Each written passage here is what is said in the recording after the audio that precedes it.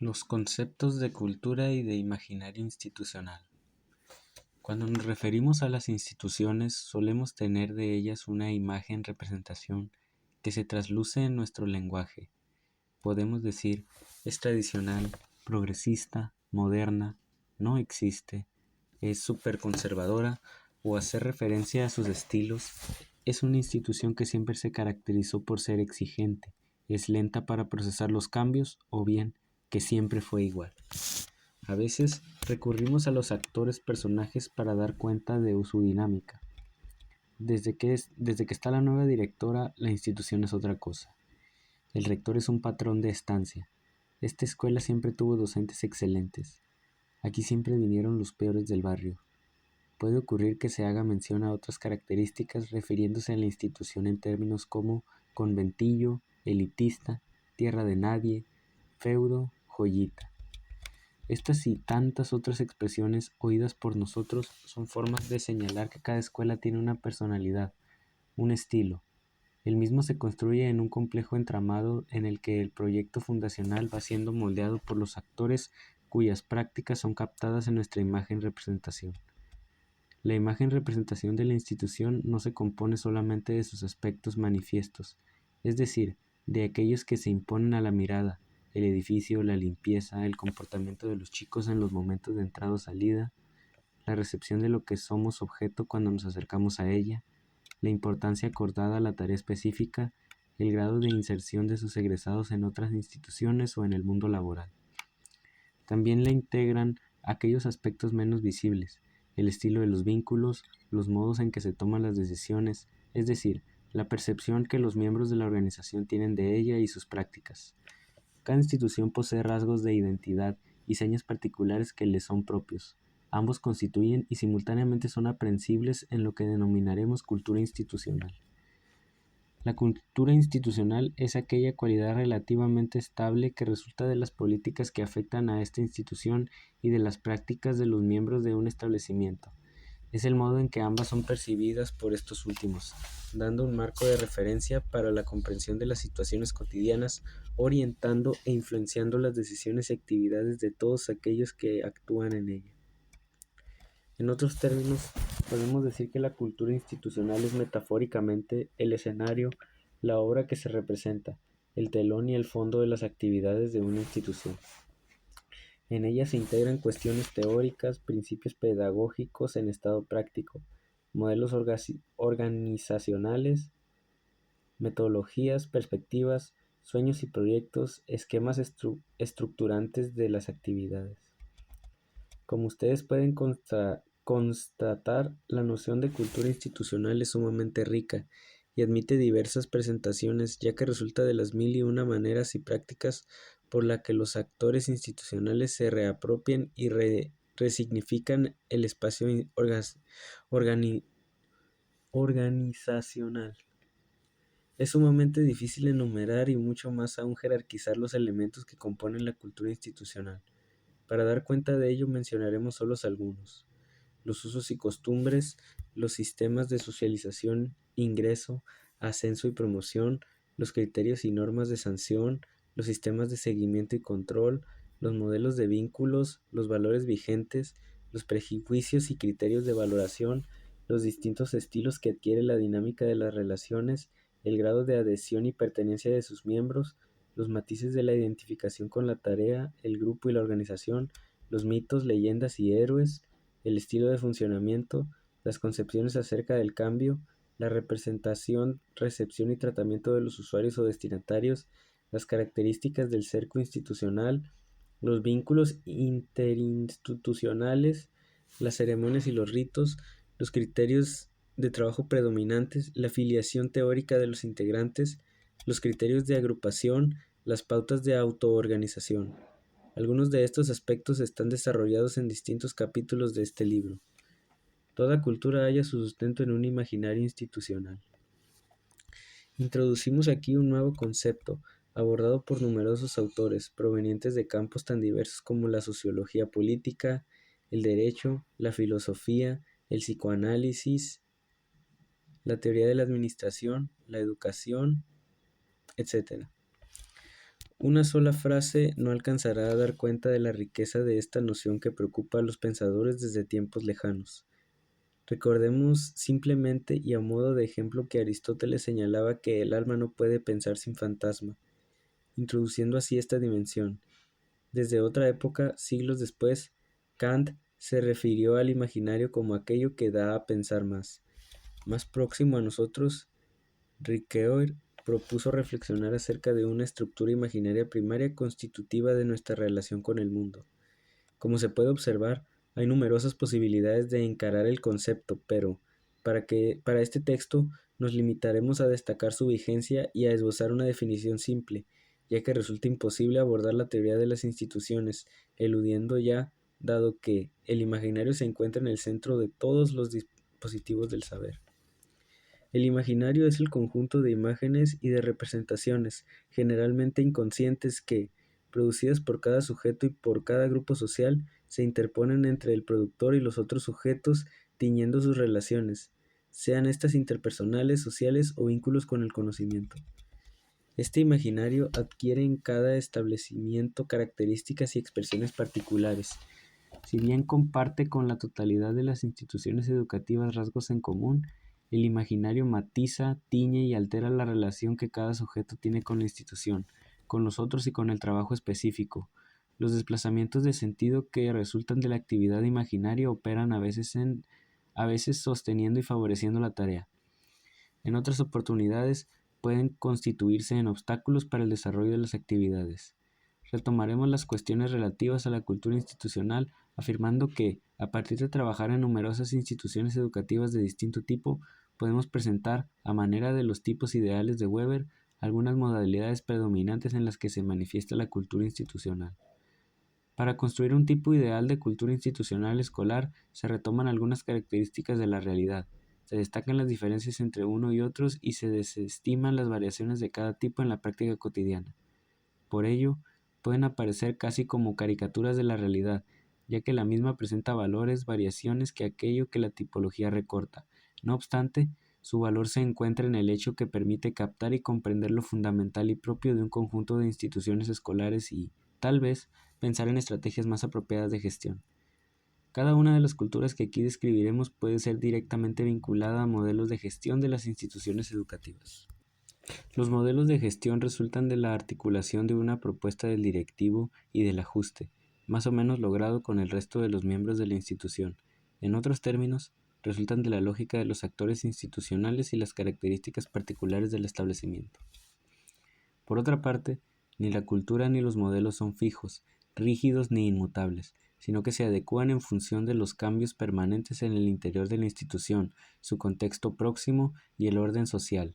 Recordemos que gestionar remite, según el diccionario, a dar pasos conducentes a la consecución de una cosa, definición que hace referencia a acciones orientadas por uno o varios objetivos y a un actor o varios que toman a su cargo dicha tarea. La pregunta que nos podemos formular es si existe un modelo propio de gestión de las instituciones educativas. Después de numerosas observaciones y del análisis de los diferentes subsistemas educativos y de las instituciones que lo componen, a modo de hipótesis, proponemos la existencia de ciertos rasgos comunes a todos ellos, que constituyen lo que podríamos llamar modelos de gestión específicamente educativos. Quienes ejercen hoy las tareas de gestión educativa rara vez contaron con alguna formación especialmente diseñada para el ejercicio de esta función. Los saberes que sustentan su accionar por lo general no resultan de un conocimiento técnico específico, sino del modo en que se entrelazan diferentes factores, experiencias construidas a partir del ensayo y error, identificación con estilos de conducción con los que entraron en contacto durante el ejercicio de la docencia, etc. Las formas de incorporación de los saberes descritos no conllevan necesariamente una posibilidad de modificación de las lógicas de comportamiento y de organización de tareas. Por ejemplo, quienes acceden a cargos de conducción son docentes que han sido formados para desempeñarse con una lógica áulica. En esa lógica, los problemas pedagógicos o didácticos ocupan un lugar central. Sin embargo, pasan a ocupar, algunas veces, un lugar secundario en la conducción educativa. Por lo general, esa devaluación de lo específico de los establecimientos escolares se acompaña de una priorización y sobredimensionamiento de las tareas de administración. Cada nuevo directivo queda encerrado en este proceso porque, en general, ha aprendido a conducir a partir de su contacto con otros directivos y no a través de un proceso reflexivo de diseño de estrategias. Tipos de culturas institucionales escolares. Nos preguntábamos líneas más arriba acerca de si existía un estilo propio de las instituciones educativas. Intentaremos describir y conceptualizar los tres tipos distintos de cultura institucional. La institución escolar, una cuestión de familia. Rasgo hegemónico, la escena familiar. Currículum prescrito es ignorado. Modelo de gestión, casero. Contratos, lealtades invisibles, contratos imposibles. Vínculos privilegiados, afectivos. Los sentimientos desplazan la tarea. Dimensión sobreevaluada, ninguna. Dimensión devaluada, todas. Dimensión central, ninguna. Tendencia riesgosa, dilución de la especificidad institucional. Modalidad de los conflictos interpersonales. Suelen no resolverse ni elaborarse. Participación. Se considera que no requiere especial atención. Comunicación. Se desvalorizan los canales formales. La institución escolar. Una cuestión de papeles o expedientes. Rasgo hegemónico. La exageración de la racionalidad. Currículum preescrito. Se le considera como un sistema duro, imposible de modificar. Modelo de gestión, tecnocrático. Contratos, formales o burocráticos. Vínculos privilegiados, impersonales, los sentimientos son ignorados. Dimensión sobreevaluada, la administrativa y la organizacional en sus aspectos formales. Dimensión devaluada, la comunitaria. Dimensión central, la administrativa. Tendencia riesgosa, el aislamiento respecto de la comunidad y de la sociedad. Modalidad de los conflictos, son negados o eludidos, no se elaboran ni se resuelven, se definen por posiciones de jerarquía. Participación se la puede solicitar formalmente. Comunicación, preeminencia de los canales formales, verticales, habitualmente escritas. La institución escolar, una cuestión de concertación. Rasgo hegemónico, la negociación. Currículum prescripto, se concibe como un organizador institucional. Modelo de gestión profesional. Contratos concertados, explícitos y sustantivos. Vínculos privilegiados, contractuales, respetuosos. Los sentimientos están puestos en la pasión por la tarea sustantiva. Dimensión sobreevaluada, ninguna. Dimensión devaluada, ninguna. Dimensión central, la pedagógico-didáctica. Tendencia riesgosa, asambleísmo. Modalidad de los conflictos, surgen por divergencias en las posiciones, se redefinen y disuelven o se resuelven por elaboración. Participación, deseada y buscada, se especifica la modalidad y el área de incumbencia. Comunicación, se resignifican los canales formales útiles de la difusión, no se desconocen los informales. Actores, instituciones y conflictos.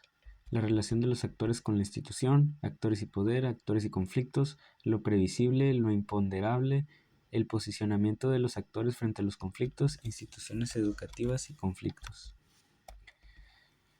La negociación ocupa un lugar importante en la cultura institucional de concertación y en una gestión profesional. Desde esta perspectiva, las instituciones no son consideradas como máquinas o mecanismos de relojería en los cuales somos un engranaje o una parte más, sino como permanentes construcciones de las que seremos simultáneamente arquitectos y habitantes. Es decir, como actores que en nuestra relación con otros y con las instituciones construimos la cotidianeidad, nos relacionamos de modos distintos frente a la ley, desarrollamos diversas modalidades frente a las zonas de incertidumbre, tenemos un poder. Este reconoce distintas fuentes, conlleva conflictos y requiere una negociación para su gestión, temas a los que nos referiremos en este capítulo. La relación de los actores con la institución. Toda nuestra vida transcurre en instituciones. Algunas constituyen un pasaje obligado para nosotros. Otras son de pertenencia voluntaria. Precisamente una característica de las sociedades modernas es que las redes institucionales se multiplican, diversifican y complejizan. Sabemos que las instituciones se inscriben en el campo individual dejando sus marcas y sus huellas y que, por nuestra parte, las vamos moldeando en un trabajo cotidiano. Podemos decir que un individuo e institución se requieren y construyen mutuamente en un vínculo de permanente intercambio. Veamos ahora, más allá del tipo de institución, más allá de que nuestra pertenencia sea voluntaria u obligada, independientemente de que se trate de instituciones de trabajo o recreativas, ¿Qué es aquello que caracteriza la relación de cada sujeto con la institución? O, en otros términos, ¿qué es lo peculiar, propio de la relación entre cada uno de nosotros como actor y la institución? Para responder, debemos recordar que una de las acepciones del término institución remite a todo lo que está establecido, reglamentado, es decir, que nos reenvía a norma, regla y ley. ¿Qué dice el diccionario de estas palabras? Norma, modelo a que se ajusta una fabricación, regla. Regla, principio, pauta, disciplina. Ley, regla obligatoria o necesaria, estatuto o condición para algo. Proviene del latín ligare, ligar. Las distintas acepciones nos remiten a su vez a diferentes cuestiones. Por una parte, a la ligazón necesaria que determina, de hecho, que estemos sujetados a las instituciones. Por otra parte, los contenidos de las definiciones nos recuerdan las cuestiones del disciplinamiento, entendido como la regularización o normalización de los comportamientos de los sujetos que se propone cada institución. Es importante tener presente la necesidad de las reglas y no dejarse impresionar por ocasionales connotaciones negativas. Sería difícil o imposible pensar las instituciones, así como las sociedades sin leyes o normas que organicen las relaciones de los sujetos entre sí. Los niños saben de esto, seguramente de una manera más intuitiva que teórica, ya que cuando juegan lo hacen a partir de convenir reglas y reglamentos. Así, por ejemplo, delimitan la cancha, establecen lo prohibido o definen lo aceptable, distribuyen roles, señalan las transgresiones, fijan espacios y tiempos. Luego disfrutan del juego que es posible gracias a las reglas. En las instituciones son necesarias las reglas que abren el espacio para que se pueda cumplir con la función específica. Hablamos de la necesidad de las reglas, pero decimos que éstas no se justifican por sí mismas, sino en medida que favorecen, facilitan y hacen posible la realización de una actividad significativa. De lo contrario, estaríamos reivindicando un reglamentarismo vacío, del que en numerosas ocasiones nos hemos quejado. Por otra parte, es necesario señalar que en la relación que establecemos con la ley se entretejen aspectos objetivos y subjetivos. ¿Qué significa esto? Los aspectos objetivos son aquellos que se refieren a la letra de la norma tal como está formulada, pero ocurre que cada uno de nosotros, a partir de un universo de representaciones que influyen en la manera que internalizamos esa letra, la entendemos de un modo u otros, la valoramos con matices, por lo cual decimos que intervienen aspectos subjetivos en la relación con la ley. Objetiva y subjetivamente, la ley tiene un doble carácter. Por un lado, delimita las prohibiciones, aquello que no está permitido, es decir, impone, constriñe, reprime. Por el otro, ofrece seguridad y protección. Este doble carácter, restrictivo y protector a la vez, es lo que nos permite afirmar que en la base de la relación de los actores con la institución se halla presente siempre la ambivalencia. Esto determinará en nosotros a una ambigüedad, la que nos llevará, por momentos, a sentirnos atraídos por las instituciones y, en otros, a sentir rechazo por ellas. Uno u otro carácter puede estar, además, exagerado o sobredimensionado por nuestras representaciones acerca de la ley. En el corazón de la relación de los actores con la institución se encuentran movimientos simultáneos y contradictorios de atracción-repulsión. Estos movimientos de atracción y repulsión pueden relacionarse con otra tensión, la que se establece en toda institución entre zonas de certidumbre e incertidumbre. Las leyes y las normas tienen el propósito de volver previsibles los comportamientos de los actores, es decir, de establecer zonas de certidumbre.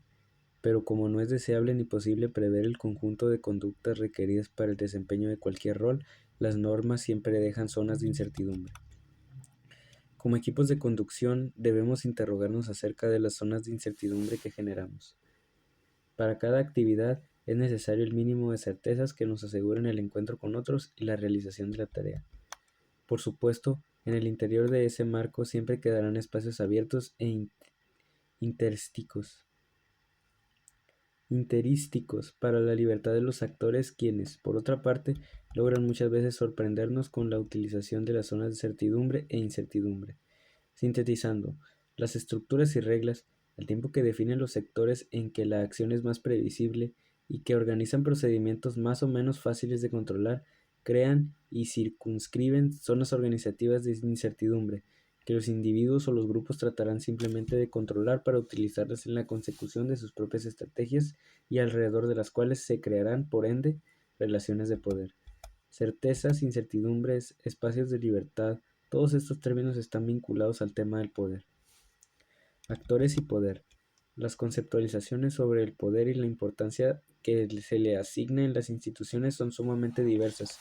Incluso en las teorías clásicas se prefería jerarquizar el concepto de autoridad por sobre el de poder. Desde nuestro punto de vista, constituye un concepto central. Pensemos cuántas situaciones institucionales involucran este concepto: tener el poder, someterse a él, delegarlo, tomar el poder, etc. A veces está positivamente valorado, otras veces su sola enunciación despierta rechazo. Frases como el que manda, el que tiene la manija, el que lo sabe todo, suscitan temor, respeto o rechazo. ¿Qué entendemos por poder? A veces está relacionado con los lugares formales y en particular con las cúpulas de las instituciones organizadas piramidalmente. Sin embargo, el poder no siempre está allí. Las redes informales de una institución dan cuenta de cómo se ha distribuido o concentrado el poder en las prácticas cotidianas de la institución. Podemos decir que un actor o grupo de actores posee poder cuando tiene la capacidad de hacer prevalecer su posición o enfoque en la vida institucional, de influir en la toma de decisiones, obtener reconocimiento, espacios, recursos, beneficios, privilegios, cargos o cualquier otro objetivo que se proponga. Que unos sean conscientes del poder que tienen, que lo busquen y hasta lo acumulen no quiere decir, sin embargo, que los demás actores estén desprovistos de poder. En efecto, cada uno tiene siempre la posibilidad, el poder, de desempeñar su rol con mil matices. Todos conocemos el poder de los otros, sufrimos a veces de aquellos de quienes depende la limpieza, que pueden hacer bien o a desgano su tarea, de la impuntualidad, ese poder de no cumplir los horarios formales o de cumplirlos formalmente pero sin llenarlos de tarea sustantiva, del poder del perceptor, del portero, del de la asociación cooperadora, etc. El poder remite a las relaciones de intercambio entre los actores institucionales. Crozier y Friedberg afirman que las características estructurales delimitan el campo de ejercicio de las relaciones de poder entre los miembros de una organización y definen las condiciones en las que estos pueden negociar entre sí. Son las restricciones que se imponen a todos los participantes. Es necesario considerar que el poder es consustancial con las relaciones sociales y por ende institucionales. No tiene existencia por sí mismo, sino en una red de relaciones y supone la potencialidad de prescribir o prohibir las conductas de los actores. Por otra parte, el poder puede basarse en distintas fuentes, como veremos más adelante, y adquirir distintos grados de legitimidad.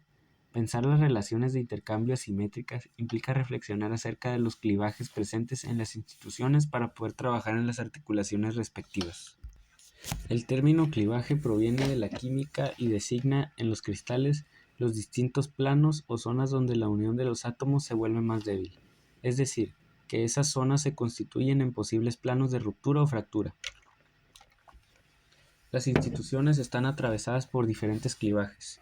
Un primer clivaje es aquel que separa a los agentes de los usuarios. Entendemos por agentes a quienes se dicen representantes de la institución, es decir, aquellos representantes de la institución y en su mayor parte de los intereses de la misma. Los usuarios, por su parte, están constituidos por el grupo de actores a quienes se intenta imponer la disciplina institucional. Sería ingenuo suponer que tanto el grupo de los agentes como el de los usuarios son grupos homogéneos. En el interior de cada uno de ellos podemos encontrar nuevos clivajes. Estos se cruzan y entrecruzan y pueden llegar ocasionalmente a hacer de la institución un verdadero campo de enfrentamientos. ¿Cuáles son algunos de los planes de clivaje comunes en las instituciones educativas?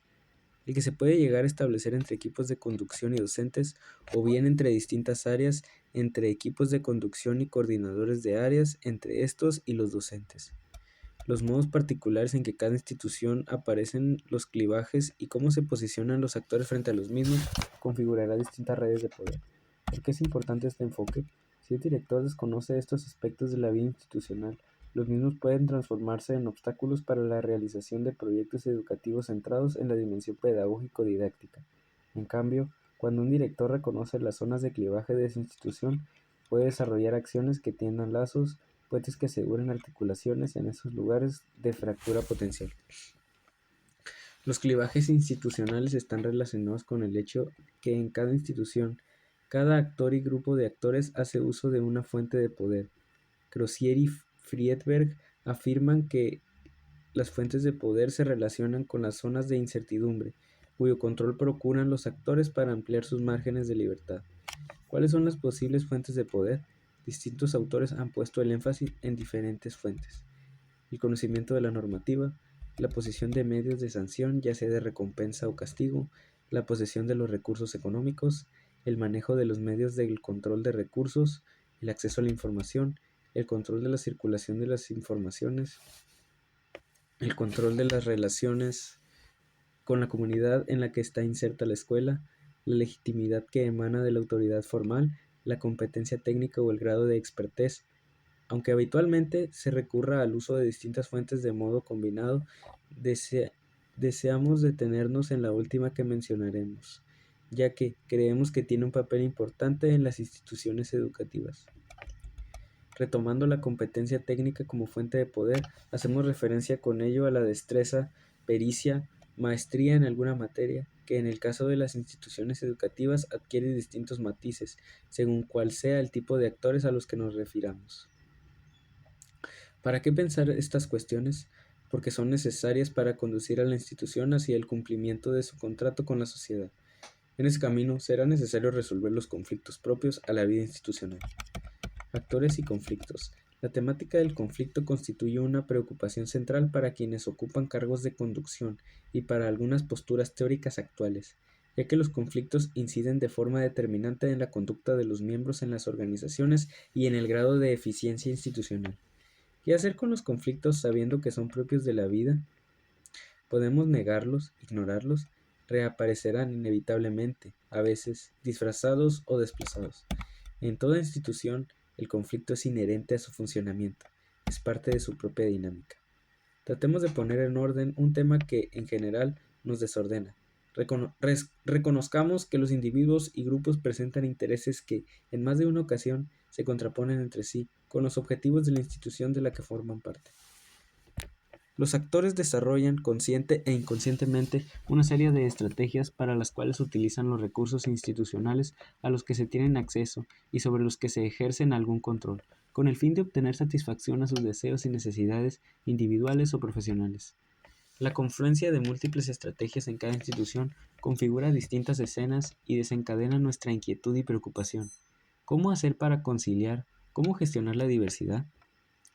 De acuerdo a la distribución de los recursos que se da en el interior de la organización, la capacidad de ésta para satisfacer los intereses o sustituirlos por otros, las características de la cultura institucional y los modos en que históricamente se han resuelto las diferencias, las instituciones y sus conductores tendrán más o menos posibilidades de controlar, desviar o resolver los focos conflictivos y de generar un clima de cooperación hacia el cumplimiento del contrato escuela-sociedad. Para ello, puede serles de utilidad tener algunos elementos más para comprender esta cuestión. El carácter de los conflictos, lo previsible, lo imponderable. En primer lugar, podemos agrupar a los conflictos según su carácter como previsibles o imponderables. Consideramos previsibles a aquellos conflictos recurrentes en las instituciones, es decir, que podemos anticipar su aparición. Estos conflictos suelen alterar el funcionamiento de la cotidianeidad, pero no necesariamente conllevan o aportan alguna novedad. Podemos pensar, por ejemplo, aquellos relacionados con los planos de clivaje. Otros resultan de las zonas de incertidumbre dejadas en ocasiones por las normas, sobre las que los actores despliegan una variedad no siempre coincidente de interpretaciones.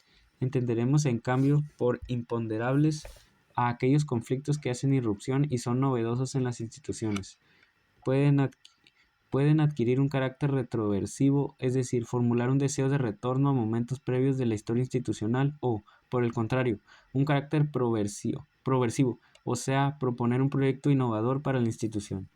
En ambos casos, si bien los conflictos son inherentes a la vida institucional, la sobreabundancia, persistencia o simultaneidad de conflictos en relación con las actividades sustantivas de la escuela pueden ser riesgosos para las instituciones.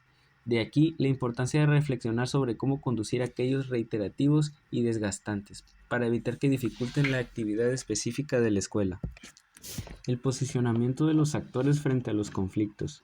Para tratar de hacer de los conflictos una fuente de aprendizaje, debemos indagar sobre el posicionamiento de los actores frente a ellos.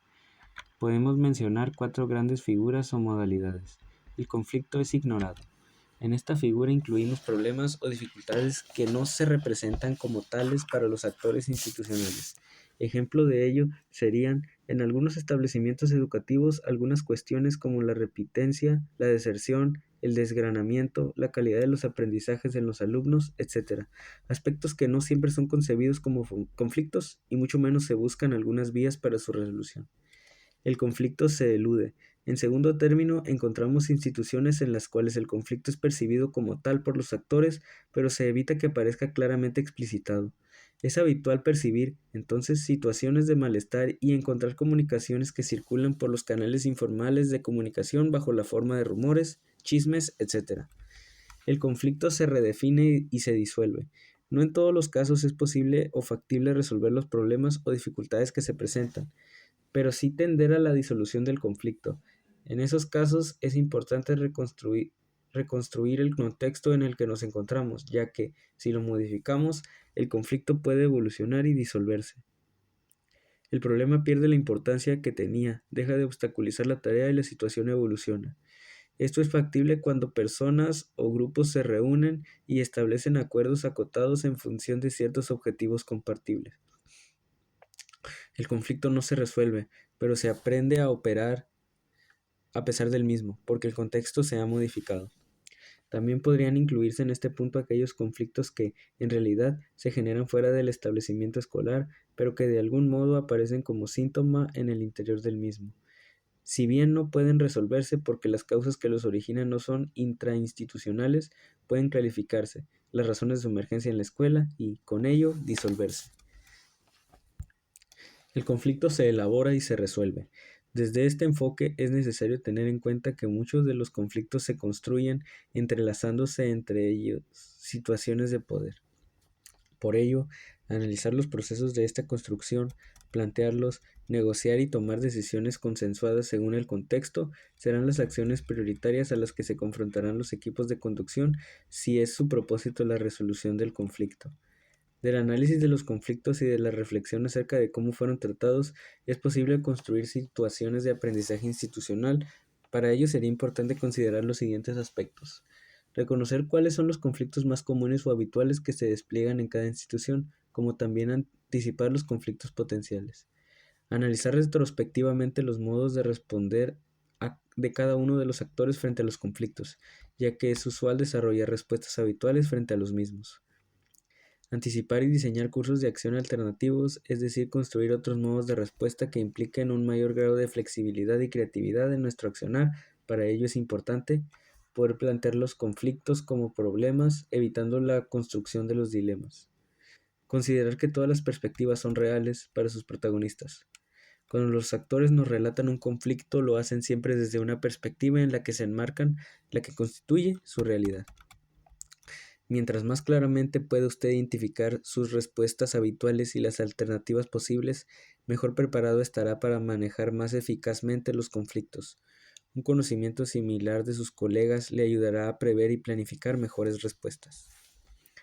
Es necesario aclarar que si bien es común que los actores desarrollemos respuestas con un cierto grado de estabilidad, estas varían con el tiempo, el carácter de mayor o menor urgencia de la situación y el tipo de interacción con otros patrones de respuestas desplegados por otros actores. Instituciones educativas y conflictos. Otro lugar para pensar los conflictos es el que resulta de adentrarnos en las peculiaridades de las instituciones educativas.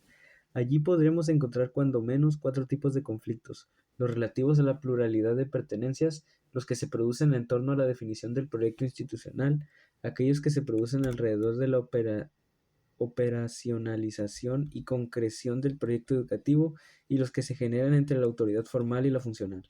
Conflictos en torno a la pluralidad de pertenencias. Algunos de los conflictos que encontramos en las escuelas están relacionados con la pluralidad de pertenencias de sus actores. El concepto de pluralidad de pertenencias nos será útil para comprender algunas de nuestras dificultades cotidianas. Entendemos por pluralidad de pertenencia el hecho de formar parte simultáneamente dentro del mismo sistema de distintos establecimientos, desempeñando distintos roles, a veces en distintos niveles o modalidades. En el interior mismo del sistema educativo es usual la pluralidad de pertenencias. Concurrimos a diferentes establecimientos en los cuales solemos, además, desempeñar distintos roles. Así, por ejemplo, es habitual que el mismo actor esté desempeñando tareas como docente en un instituto de formación terciaria en un turno y que sea parte del cuerpo de conducción de un establecimiento de nivel medio en el otro. También ocurre que desempeñe en el mismo nivel de sistema cargos docentes y de conducción. La pluralidad de pertenencias en el sistema educativo suele ser una fuente de conflicto. Esto se manifiesta de diversas maneras, según los actores y las instituciones. Entre los primeros constataremos distintos grados de identificación, adhesión y pertenencia según factores tales como la posición del actor en el establecimiento, la historia o el trayecto de cada uno en el interior de este establecimiento y en otros, la identificación mayor o menor con el proyecto institucional, la coincidencia o contradicción entre los objetos institucionales y los del actor, etc. En lo que concierne a las instituciones encontraremos distintas modalidades. Existen aquellas escuelas que se llevan a cabo verdaderas políticas internas para desarrollar el grado de pertenencia de sus actores, que explicitan y reiteran consignas y encuadres, que convocan a la participación para lograr consenso en materia de convivencia institucional, que generan espacios institucionales para el encuentro e intercambio, como existen otros establecimientos que no promueven la integración ni la pertenencia de los actores. Tener presente la noción de pluralidad de pertenencias es tener en cuenta el necesario reacomodamiento de cada actor cuando va de un establecimiento a otro y debe desempeñar otro rol. No se trata de cambiar de vestimenta y libreto, también se han transformado el escenario, los otros actores, etc. El reacomodamiento puede facilitarse si se establecen claramente los contratos institucionales. La explicitación de los contratos, es decir, de los términos en los que se define el vínculo de cada actor con la institución, facilita la reacomodación que exige la pluralidad de pertenencias institucionales en el seno del sistema educativo.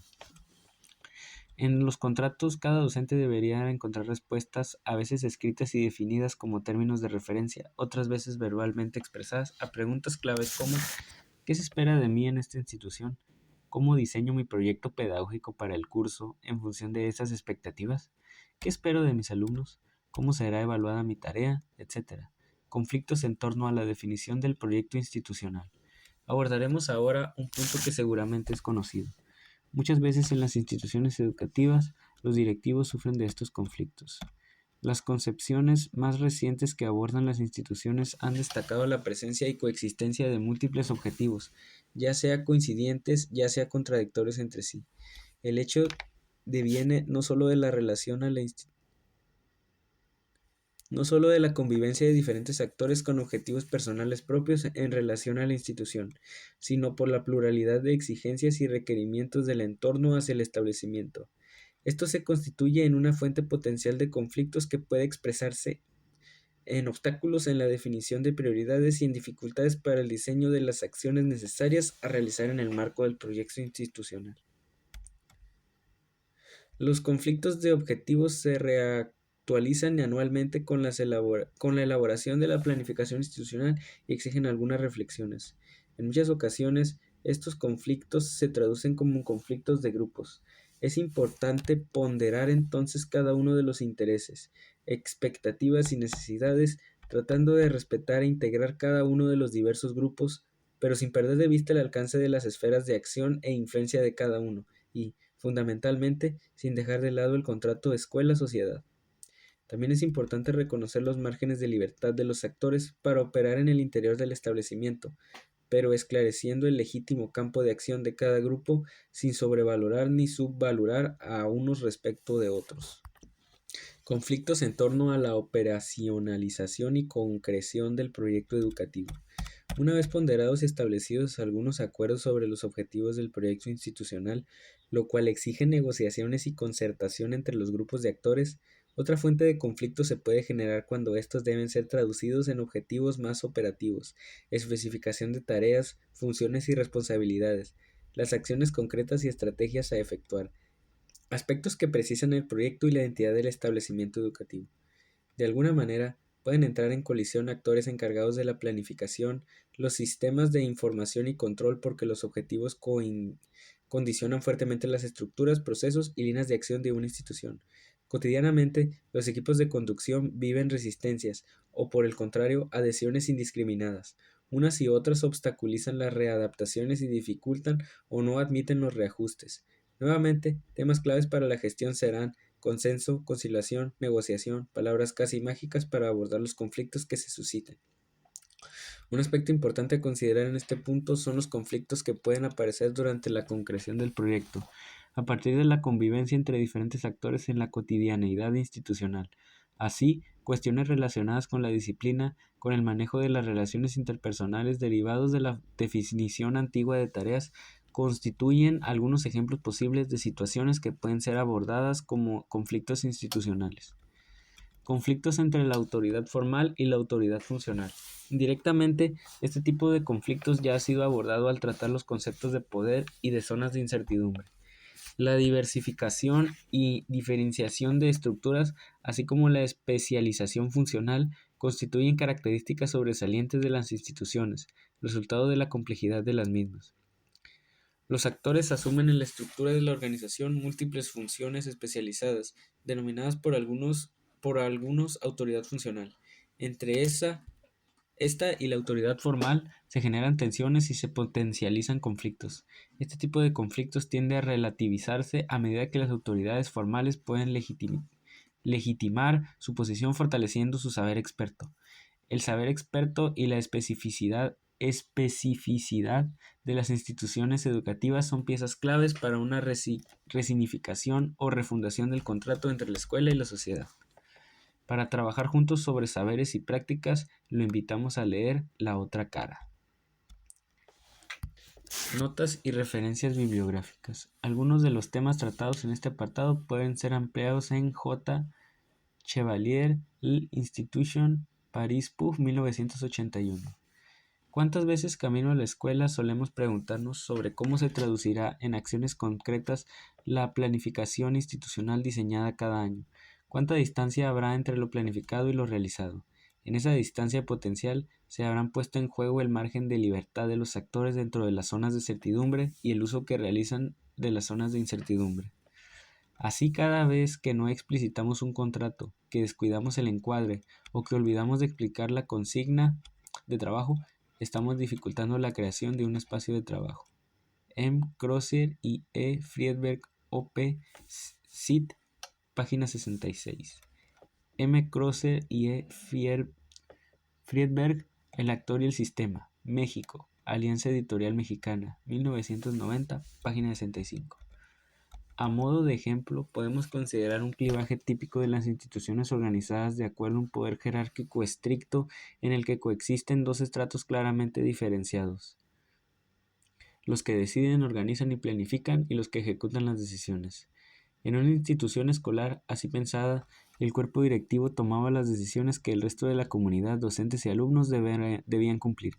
Este modo de decisiones que el resto de la comunidad, docentes y alumnos debían cumplir. Este modo de organizaría actividad institucional está fuertemente cuestionado en la actualidad.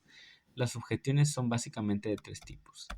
Primeramente, la separación tan tajante entre uno y otro estrato no responde a la realidad, ya que se ha demostrado que quienes ejecutan las órdenes tienen la capacidad de modificar con su acción el sentido y el contenido de todas las acciones planificadas y, por lo tanto, participan activamente de las decisiones.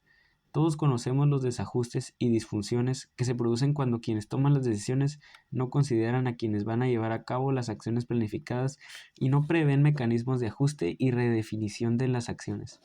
En segundo lugar, la distinción rígida entre quienes deciden y quienes ejecutan conlleva en general una dispersión de las responsabilidades, donde los fracasos se explican a partir de la ineficiencia del sector que debe cumplir la función en la que no se está incluido.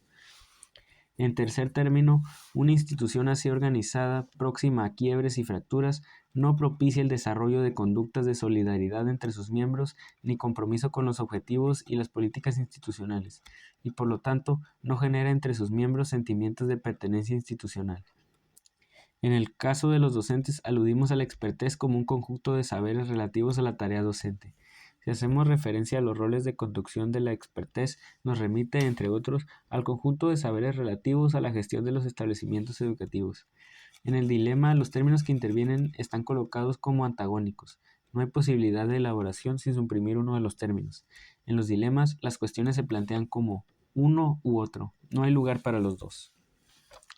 Muchas de las ideas consideradas en este apartado retomadas del artículo de R. Medina, Fuentes fundamentales de conflicto en las organizaciones escolares, en R. Pascual, La gestión educativa ante la innovación y el cambio, Madrid, Narcea, 1988.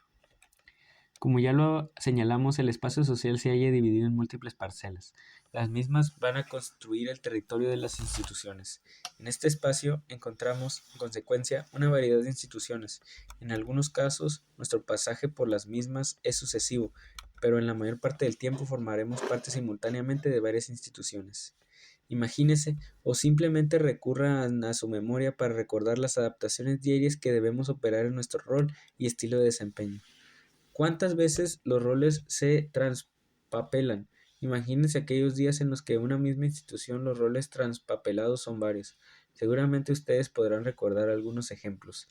El caso de un docente que, siendo rector en otro establecimiento, permanentemente cuestiona la figura del rector y el estilo de desempeño del rol con frases tales como "yo lo haría de otra manera".